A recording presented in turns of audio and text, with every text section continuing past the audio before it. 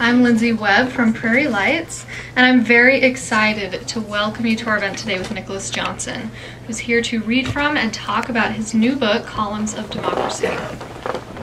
So if you're not familiar with the way we do events here, there will be a brief Q&A after Nicholas's reading, and I will be passing a microphone around, and that's because we're streaming the event and also so everyone can hear. So make sure you raise your hand if you have a question.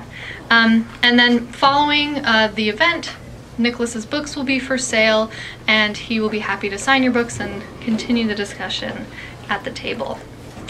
Columns of Democracy is a call to action, which examines the institutions that are under threat around the world.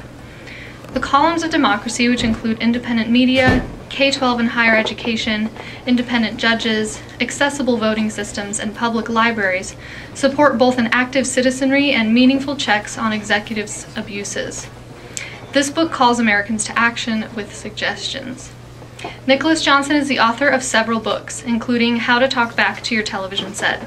He is among roughly 700 individuals listed in the Yale Biographical Dictionary of American Law, described by the publisher as leading figures in the history of American law from the colonial era to the present day. He's perhaps best known for his tumultuous 7-year term as a commissioner of the FCC from 1966 to 1973, during which, among other things, he was featured on the cover of Rolling Stone magazine.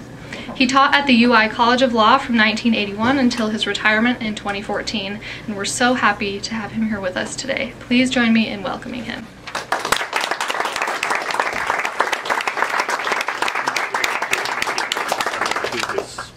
Okay. Thank you all for coming. I was hoping there'd be at least 5 people here, and it seems that that's the case. Actually, the 5 who signed up on the Facebook invitation were all members of the family, 3 of whom have decided not to come after all. I was really counting on that 5. I'm so grateful to you. And thank you, Lindsay, who got all this set up, and we're very grateful to her. So I thank you for coming. This is really quite wonderful. But before I begin reading, I'd like to provide a little guidance. First, the elevator pitch for what this book's about, and secondly, an overview about the columns. So what's different about this book about democracy? Its thesis is that to preserve democracy, we must preserve the institutions that make it possible, and that partisan efforts to weaken those institutions are attacks on democracy itself. Why the title, Columns of Democracy? Well, I'm using the word columns in 3 different senses. The first is columns as support, like the pilings under an ocean beach house to protect it from the stormy seas. You can't point at democracy. It's a word. You can point at those columns, those institutions, or at least the pictures of them on this book cover. Here's the independent media, K-12 and higher education, an independent, non-partisan, non-political judiciary, the facilities and process of voting, and libraries and Prairie Lights. And I don't have time to go into why I chose those, except to tell you that that was the judgment of those who founded our democracy, and I thought they did a pretty good job. Second, columns refers to the architectural columns, including on Old Capitol, which I use for higher ed, and the old Carnegie Library, which no one here is old enough to remember, but was my first Iowa City public library.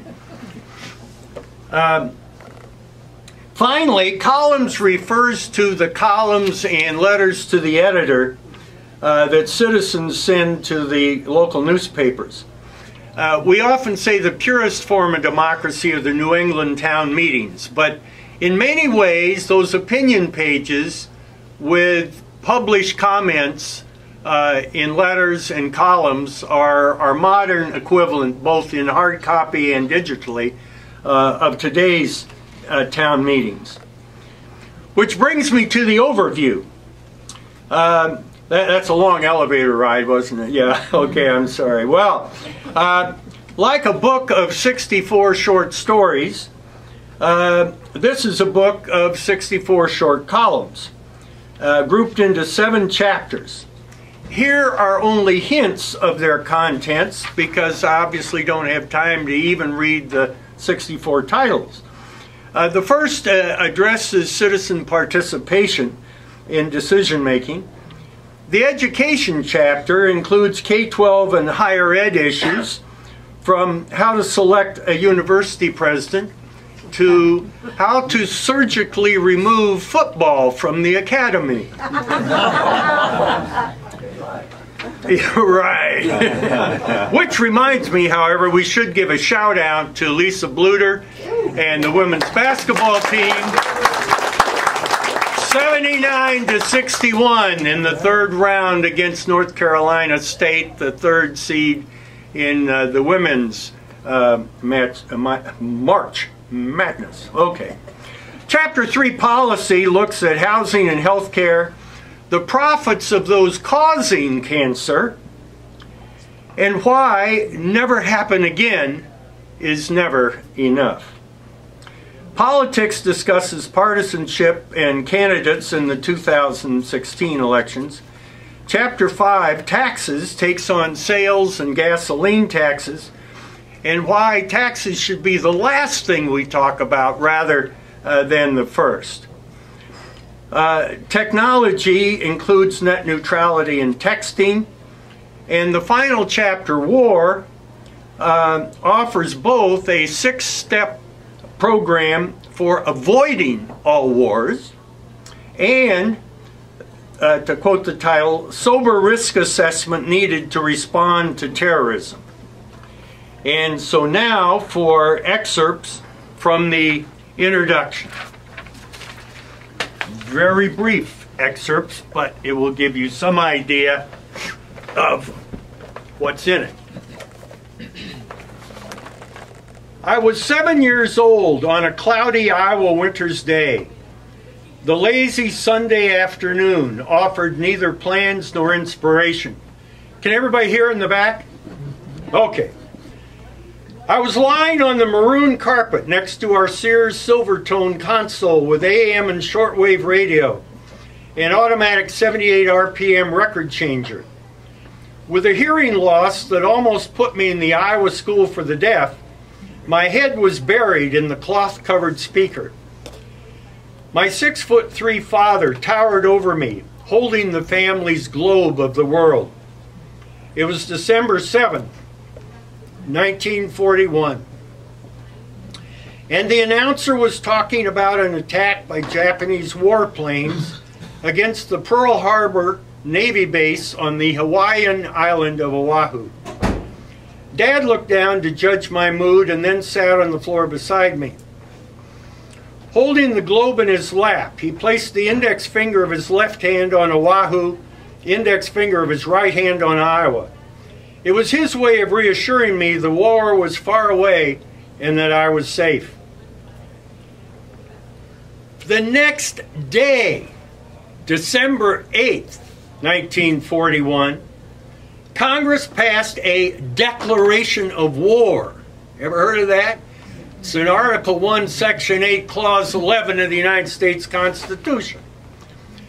6 months later, the first contingent of future Navy pilots was housed in training at Iowa City's U.S. Navy Pre-Flight Training School.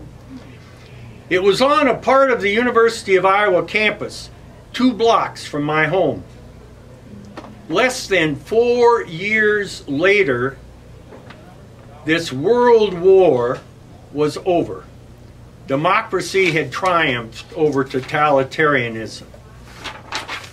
Well, and I go on about war and say, but as serious as that is, it pales in comparison with America's greatest threat, the global war on democracy and human rights. Then I list some of the things you can look for if you're trying to figure out if you're being governed in a democracy or by a authoritarian. The leader's accumulation of personal power over institutions, use of propaganda, trying to erode the public's trust in mass media, shifting responsibility when things go wrong to, quote, the other, the liberals, the immigrants, the Muslims, and Jews. Projections of strength through use of the military and threats of its use, a tough police state and thuggery, disparagement and disempowerment of opponents, sometimes including imprisonment and assassination, control over elected legislative bodies, a law of rulers that replaces a rule of law, and attacks on the academy, faculty as biased, unpatriotic elites, cutting school budgets, raising tuition, closing schools or discouraging the education of women. And supporting each of these efforts is the leader's ability to lie continuously and effectively. As Hitler's Joseph Goebbels counseled his leaders, if you repeat a lie often enough, people will believe it. Finally, the leader's quest for personal financial enrichment as well as financial gain for a circle of his or her friends and supporters. It's called a kleptocratic oligarchy. A Pew survey emphasized the proportion of democratic countries that supports governance by a representative democracy. What is of greater concern are the percentages of Americans, according to Pew, who believe that non-democratic alternatives, quote, would be a good way to govern our country. 22% support the idea of a strong leader. 17% like the idea of military rule. Then I go into a discussion of what we can do about all this, which we may not have time to get to at the end, but I hope we do. And finally, the introduction concludes, it is said that as Benjamin Franklin was leaving the Constitutional Convention, he was approached by a man who asked, "Well, Mr. Franklin, and what kind of a government did you give us? A republic or a monarchy?" To which Franklin replied, "A republic, if you can keep it." For 230 years, we did keep it. American democracy confronted challenges along the way, Civil War, Great Depression, but none succeeded in abolishing democracy. From the time I first thought about such matters at the age of 7, the possibility we would not keep it never entered my mind. Then my father was able to reassure me that America's democracy would survive a traditional World War II. Today's attacks on the columns of democracy are in many ways more invisible, invidious, and destructive than those from Japanese fighter planes and bombs in 1941. Can we give our children and grandchildren a reassurance similar to what my father provided me 77 years ago? Reassurance that American democracy will survive? Not now. What the future holds is up to us. I am literally and figuratively a child of the University of Iowa. I was born in what was then called the university's General Hospital, 6 years after it was built. Then a guinea pig at the Iowa Child Welfare Research Station and University Elementary and High School. Served on the school board, wrote a regular every 2-week column about K-12 education. So it's natural that some of the columns in Columns of Democracy deal with education issues, from how to increase the UI's appropriations, yes, there is a way, to occasionally having a little fun with the regions. UI's students and faculty complained the regents were not open to two-way conversation with the school's stakeholders. When the regents created a limited opportunity for citizens to record videotape comments, not only did they refuse to respond to the video clips, there was reasonable suspicion they never even watched them. This is called What Putin Can Teach Rastetter.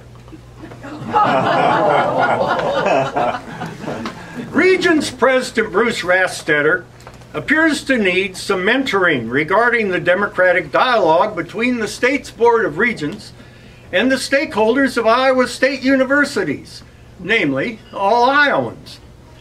It might be too much of a shock to start with examples from the world's great democracies, such as the British House of Commons Question Time.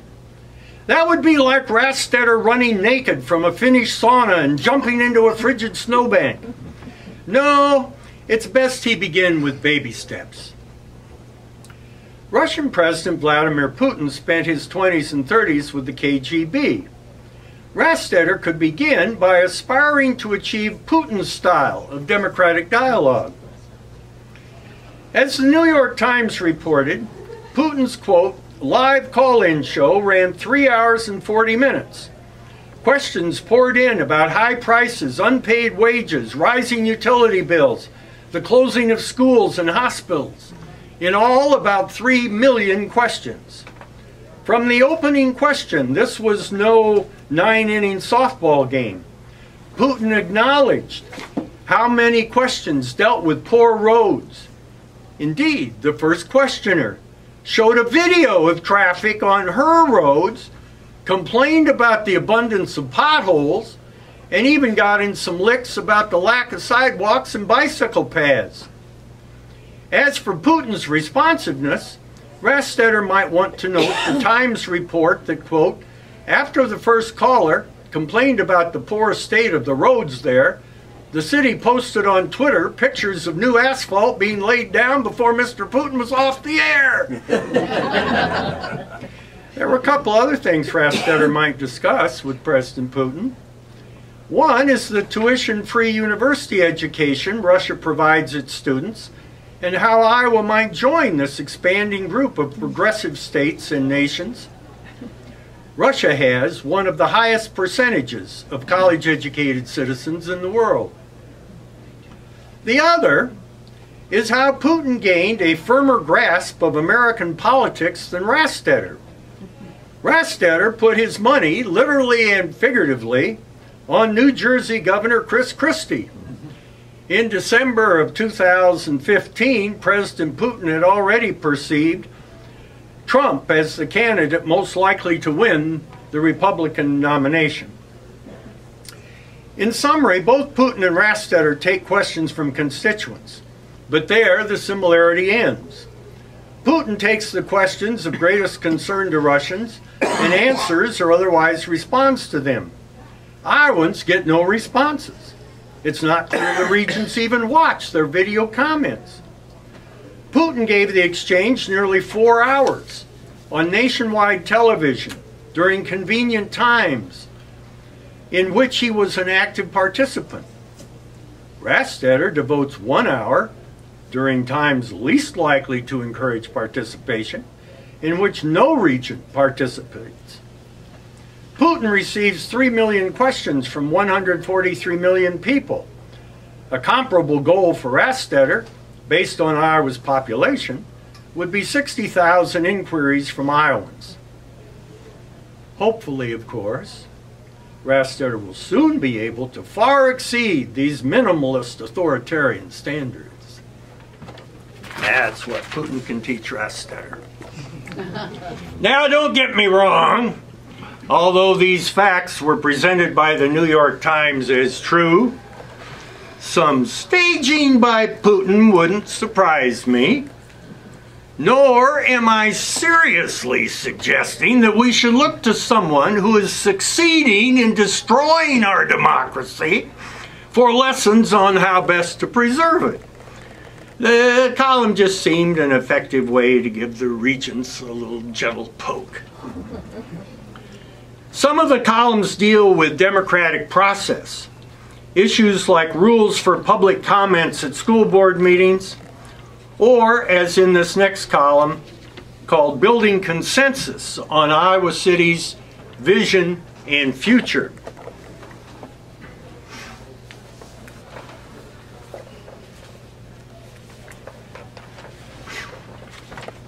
When it comes to building new, I'm just going to check time. Whoa, my, okay. When it comes to building new structures and preserving the old, Iowa City needs a process that produces consensus. Iowa City's downtown was laid out in 1839. Like Iowa's 99 counties, it was literally designed for a horse and buggy age.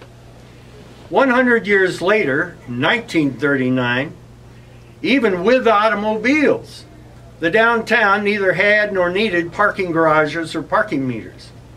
Its department stores, hardware stores, 5 movie theaters, barber shops, Sears, Montgomery Ward, and others with farm supplies served Johnson County's farmers on Saturdays and residents every day. Today, that function is being served by the Coral Ridge Mall with more than 100 businesses and 5,000 free parking spaces. There's no way downtown Iowa City can regain its 20th century role in competition with that mall, and no way it could handle the crowds if it did. There are building projects that are historically legitimate, public building projects such as schools and libraries, courthouses and jails, and for them we do have a democratic process. Governments can't build them unless voters approve the sale of bonds, bonds that will be repaid by increased taxes for taxpayers.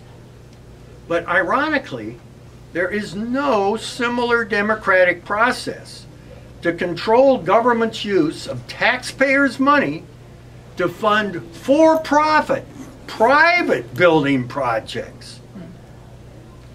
There is no political democratic process for arriving at that decision. The historic preservation process is worse. Many cities receive economic as well as aesthetic benefit from historic preservation. In Iowa City, with enough developer pressure, the council simply overrules the best judgment of historic preservation groups, zoning boards, and previous planning documents. Imagine if the council voted all the money necessary to preserve the homes and buildings we agree should be preserved. And then the developers had to hold bake sales to add more floors to their high-rises. Maybe we need to vote. Maybe quality polling would be sufficient. What we must have is a better, more democratic process for evolving consensus regarding the Iowa City we want and the political decisions about destruction of the old and building the new to get us there.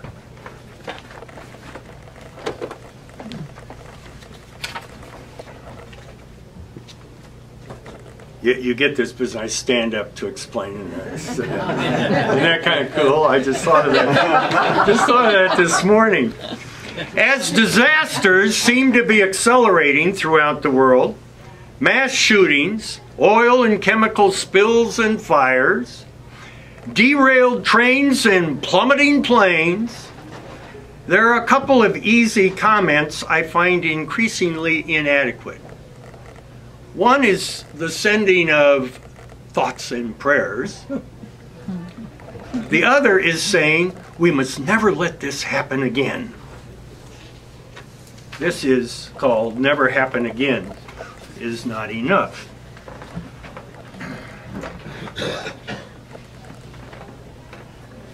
When I read Vanessa Miller's report that an audit revealed unacceptable risks in the University of Iowa's emergency preparedness, I was reminded of a story my mother liked to tell.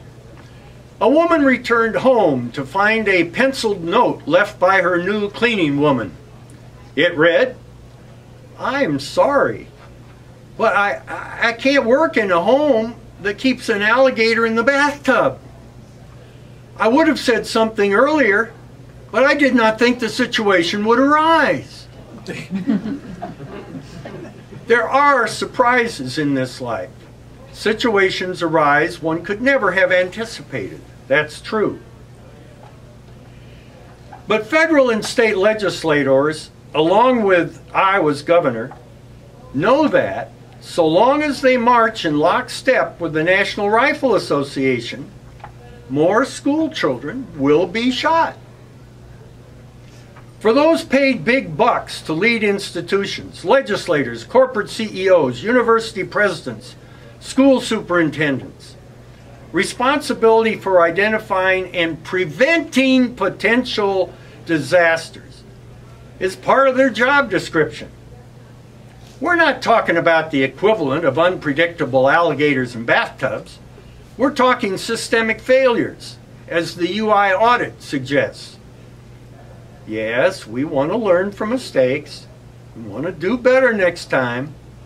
But that no longer can be the get out of jail free card for the legislators and executives who failed to do their job one.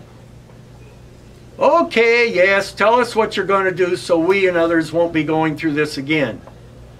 But our real question for you is why, after 300 school shootings, did you so miserably fail at your job of anticipating the danger and preventing it from happening this time? I've got another thing I could read about Germany's free tuition, actually for Iowans if they want to go to Germany and study at some of the world's best universities.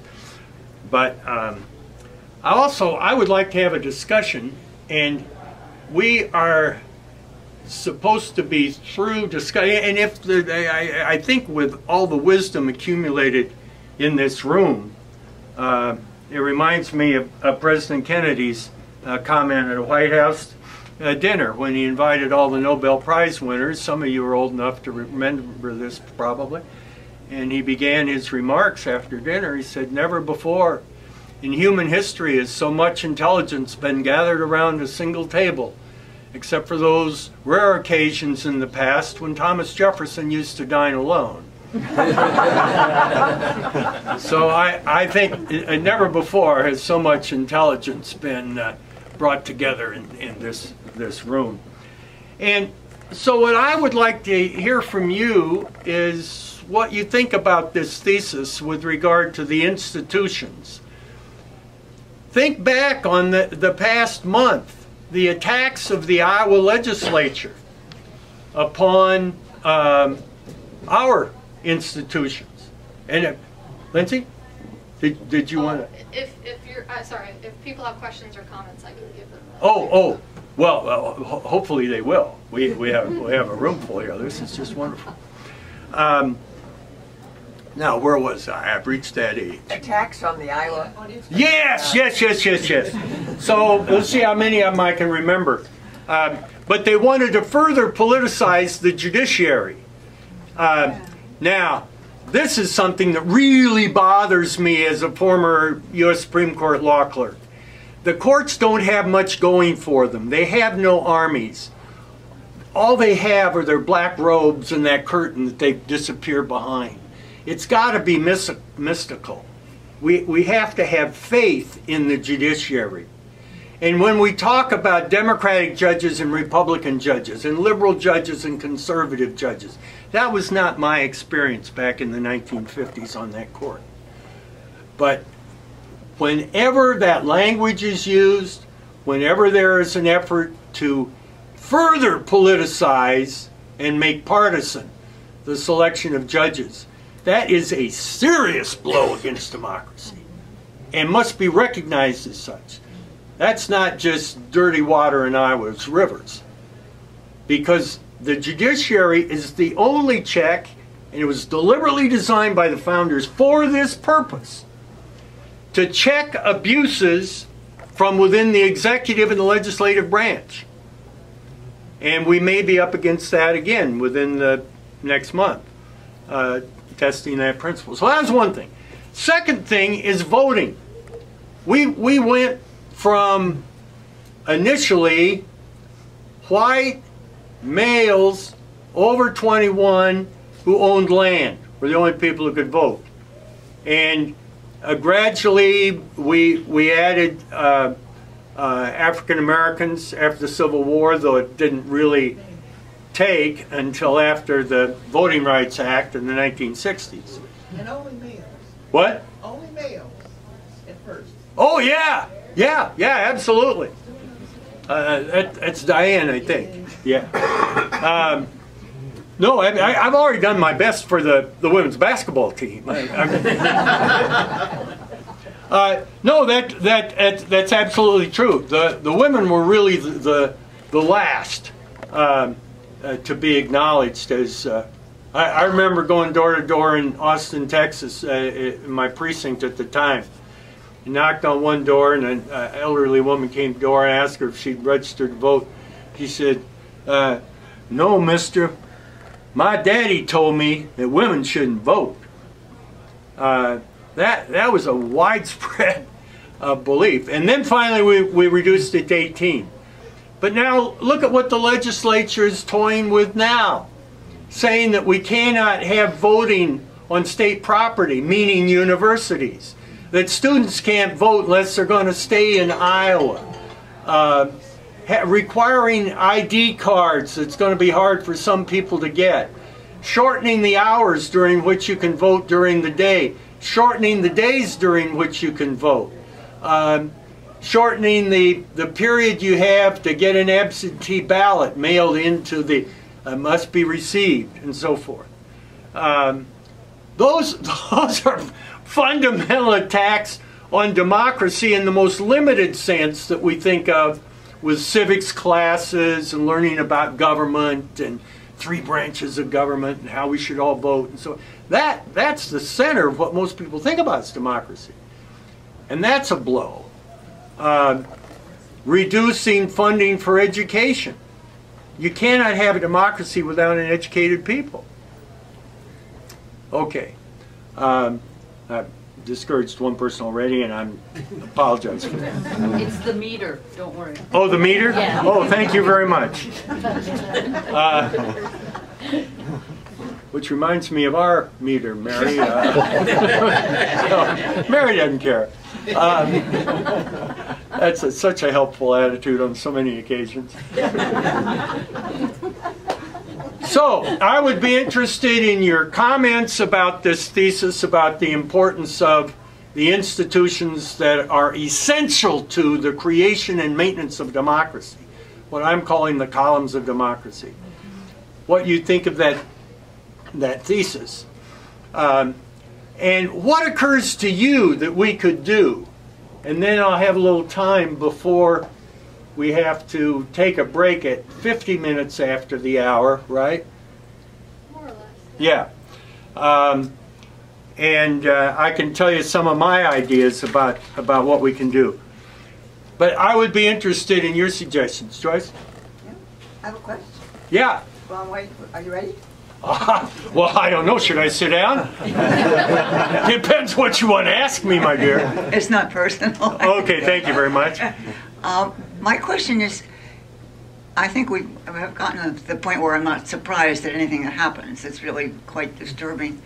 But in your opinion, over the last 30 years, the influence of the Federalist Society on what's going on? How much of that is an overlay? How important is that? Well, if the Federalist Society, I'm on their mailing list, if the Federalist Society would stick with the Federalists and go back and reread the Federalist Papers, we'd be in a lot better shape. That Federalist, what is it, 78, about the judiciary is the source of what I just said about the judiciary. But it's more than that. The commercials now running on our evening television telling us how we shouldn't really engage in solar energy on our own. Those are being funded by the Koch brothers as part of their, I mean, they have a whole network of organizations through which money flows, but that's one of them, and they used one of their names. I mean, it's easy to Google it. It looked familiar to them. So, yeah, I don't know where to go beyond that, but there are books written about. Oh, I'm so thankful you returned. Thank you, and I hope you didn't get a ticket. Okay, excellent.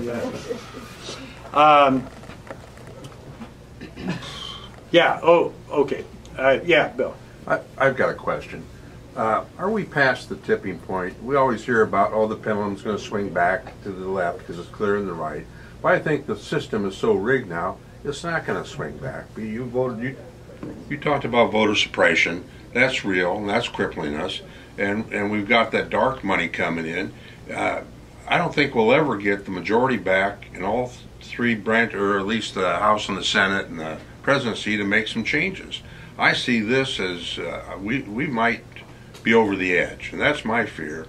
And I'm at the age where, you know, I'm worried more about my kids and grandkids and stuff. So I don't know. I'd like to have you speak to that. I know we got to keep trying and keep working, but here we go. Yeah. No, I think you're right, and that's how I ended the introduction. You'll recall that right now I don't think I can reassure Sarah. She's still in the back. Oh, she's in the front row now. That she's going to have a democracy when she reaches even half my age, and I agree with Bill. One of Iowa's great progressive labor leaders, by the way. I'm very flattered that he's here. So long as the reason why I think these issues are more important than climate change, because all that climate change is going to do is kill off all life on Earth. All right, that's the limits of what it can do, and then it's kind of done its job.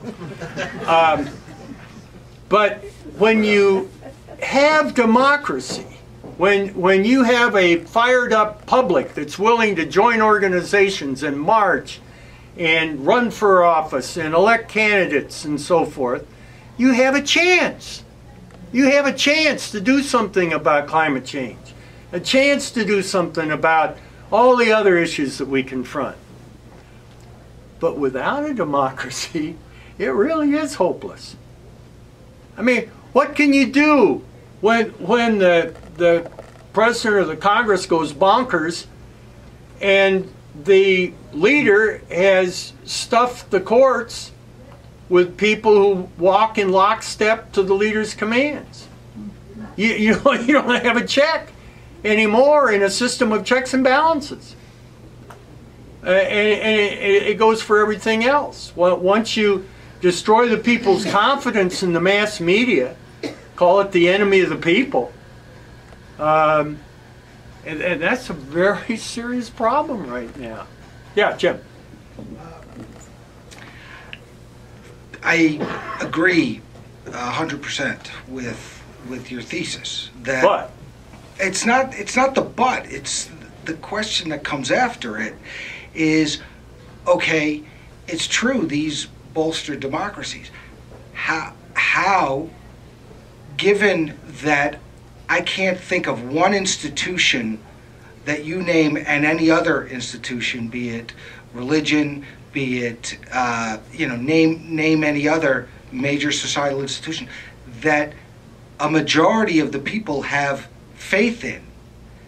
And without that faith, there's how do you rebuild? First of all, how do you rebuild the faith in the institution?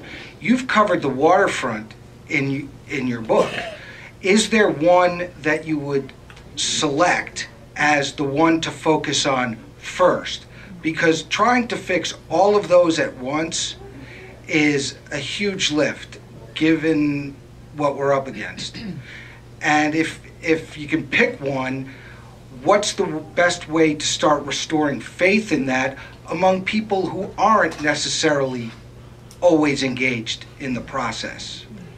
Well, that's a part of the problem, and I mean, in some ways, the core of the problem.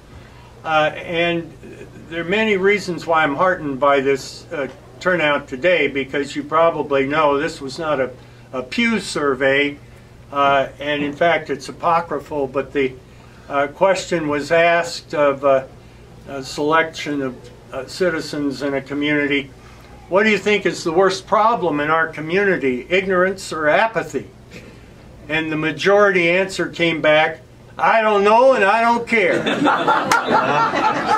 Here we are in the People's Republic of Johnson County, and we have local elections in which only 5 or 10% of the registered voters come out to vote, and only about 72% of the people who could be registered even bother to register.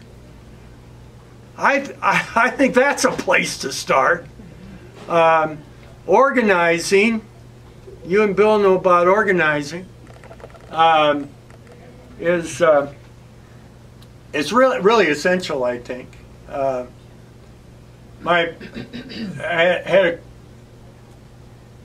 can't see that clock, and that 45. Worries me. 45. Okay, we've got 6 minutes, so I'll shut up and not delight you. I'll let Lindsay decide where the mic goes. I'm not sure how exactly it fits into the columns aspect of your thesis, but would you say that the two-party system almost puts a fundamental cap on the democratic power of our government?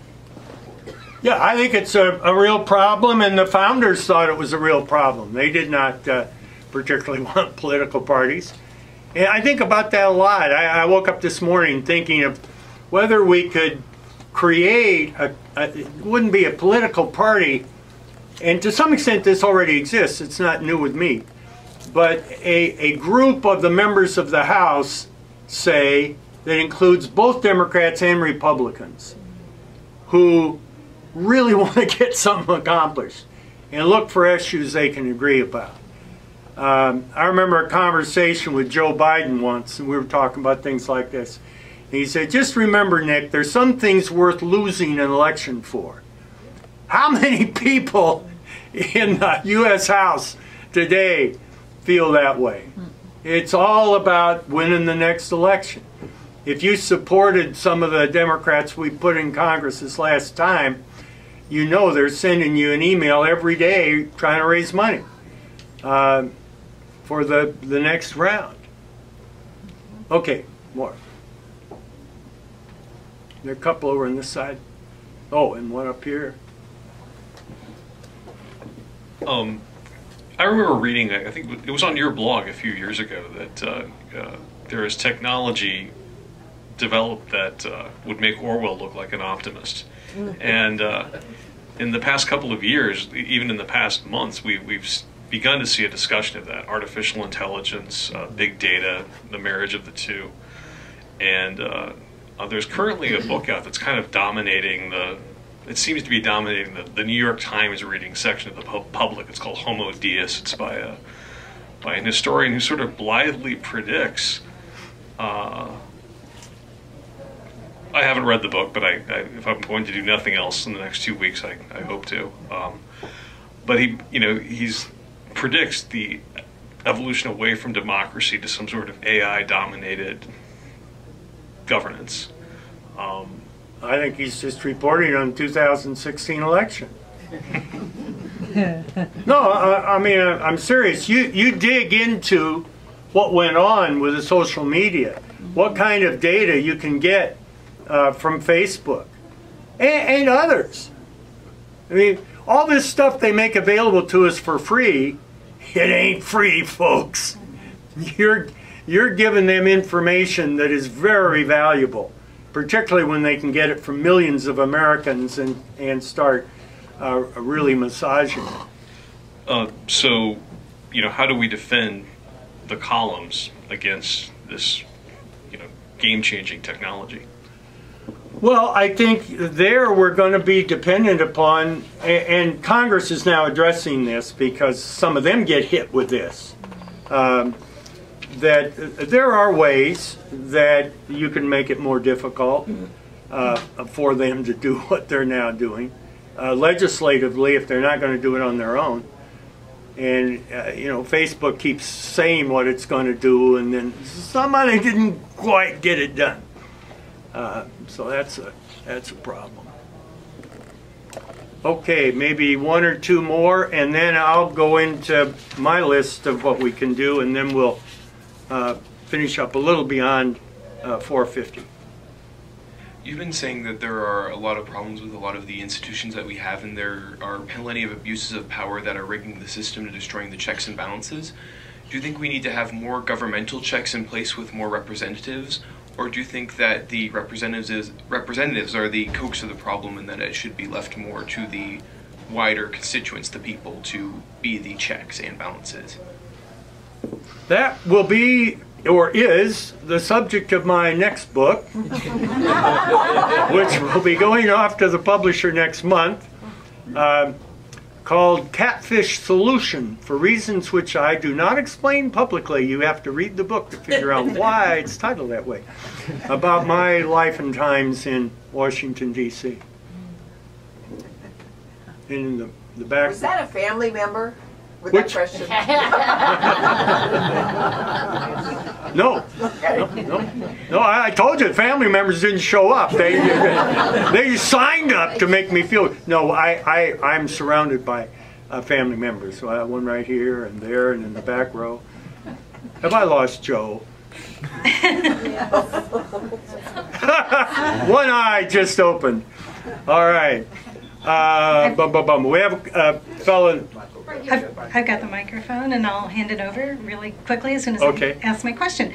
I was wondering what you saw as the changes specifically in the FCC, and do you consider that sort of exemplary of a whole lot of things that we're dealing with right now? Yeah, and Bill and I were talking about the disappearance of the fairness doctrine, which I've been thinking about in the mornings when I wake up, that maybe doing a full push on trying to get the fairness doctrine reinstated. Because once you say money is speech, and there's no limit on how much of it you can spend, and then you let the broadcasters, who are supposedly using public property under a legislative standard that they are to serve the public interest, and you're letting them run it as a mouthpiece of propaganda for whatever. You got the real serious problems that we have. Hi, Nick, it's Diane. Just to reinforce one of the things that you said, and this is kind of a 20-year conversation going on, and thank you for all of that, because it really has meant a tremendous amount of stimulation in your writing and your thoughts. But Grover Brundtland in 2008, right after the election, at the Nobel Peace Prize dinner, came away, because the Conference of the Parties in Copenhagen was right after that, and supposedly that was when climate change, the Kyoto Protocol, was going out of enforcement. And I thought she said something striking, because she said, never forget that even on Easter Island, they still cut down the last tree. And I think rather than sort of pitting, and I know you did it somewhat facetiously, pitting climate change against democracy. In an odd way, they may well be very much tied together institutionally, because humans have a habit of knowing what's the wrong thing to do and still doing it anyway. They still cut down the last tree on Easter Island. And so one of her comment at that point was she was worried that exactly what we were just saying, that no one seemed to be willing to lose an election for anything at this point. And maybe that's the harbinger that tells us we're really in trouble, that keeping your office has shifted to being more important than keeping your principles. Every position, and I held 3 presidential appointments. I have never accepted a job where I didn't announce up front, I am not going to seek reappointment. I'm going to come in here and do the job I think needs to be done. It will be impossible to reappoint me anyway by the time I'm through. But I'm not asking you to do that. Okay, we have back here, and then I'll try to hit some highlights and we'll close her down.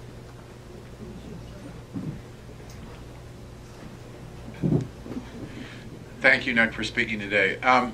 There's a common thread to me that runs through all of the damage that's being done to all of these columns, and almost everyone has mentioned it, and it's money. We mentioned dark money, we mentioned the advertising, we mentioned media. So it's money, it's for profit, and so I guess my question is it possible for the capitalism that we have today and democracy to survive side by side?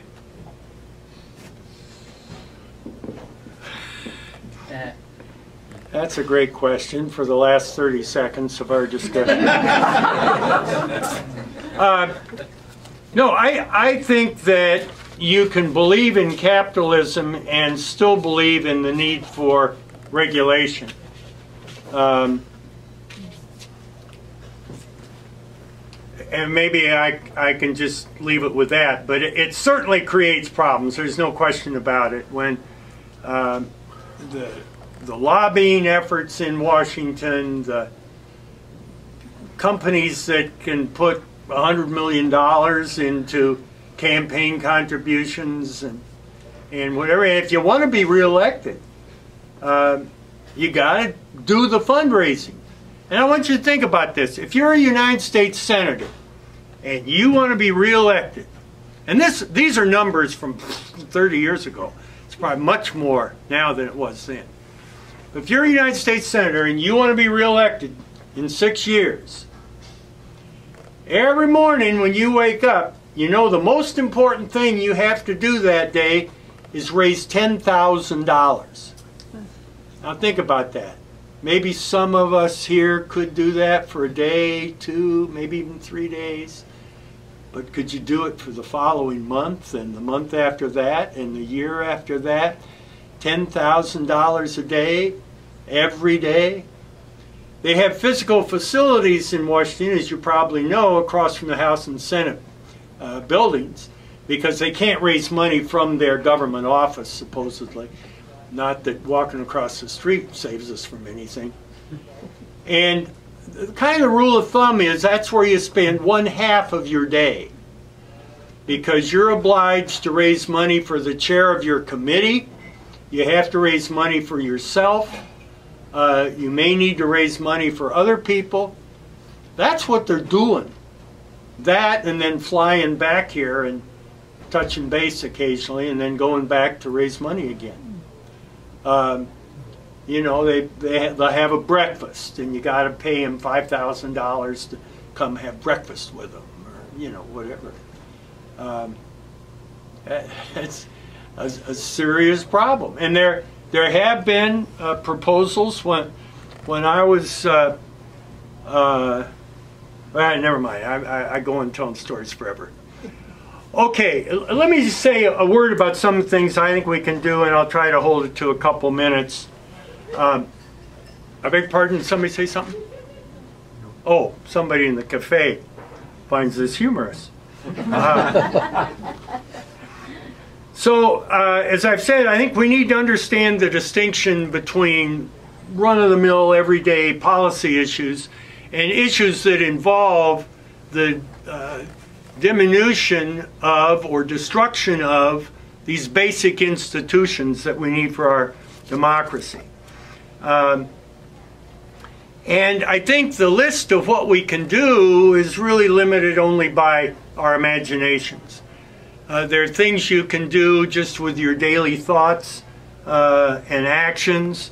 It doesn't cost you anything, doesn't take any more time to turn on National Public Radio while you're driving or working around in the house. Doesn't take much to treat everybody with civility and respect. Be a little more generous with your smiles for strangers and greeting folks and paying them a compliment if appropriate, so forth.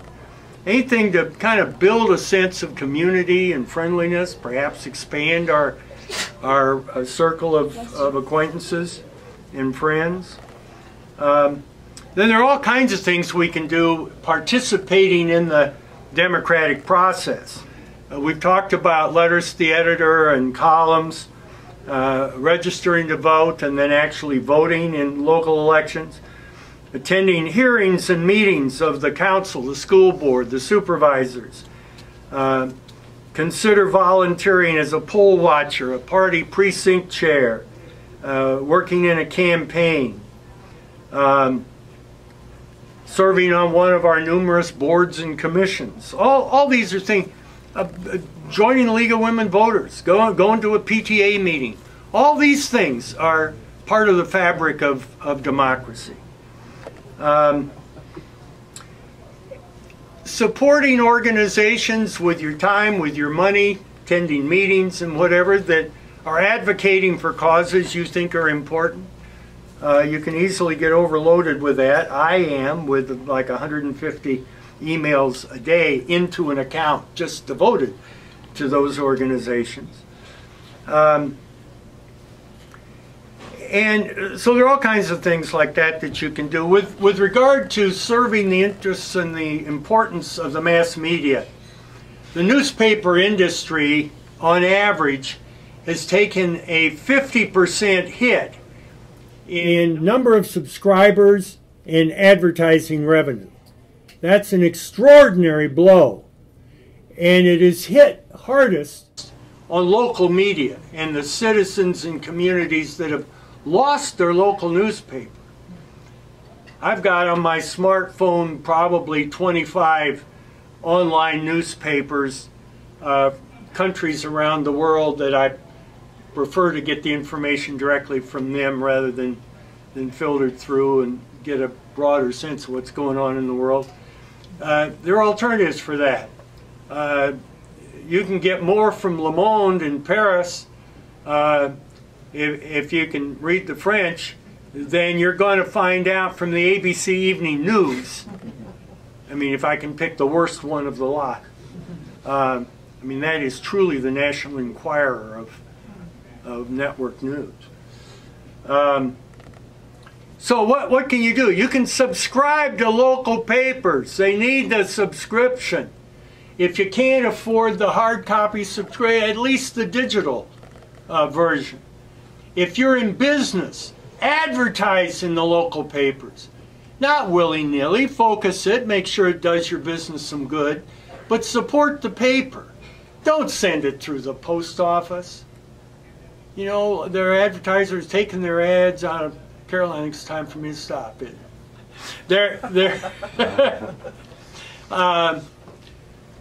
So support your papers, support the judiciary when it's attacked. Call your elected officials, send emails, write, call them on the phone. When they're in town or it's easy, go meet them face to face. Organize some friends and impress them with the fact that it's more than just you that cares about the issue. There's a lot that we can do. As the questions have indicated, it's going to be tough. It's not easy. We've already lost an awful lot. I don't know that we can get it back, but I don't think we have an option but to try. We have to try. Yeah. All right. Well, I think that wraps us up, Lindsay. Yeah. Okay. All right. Thank you all again very much.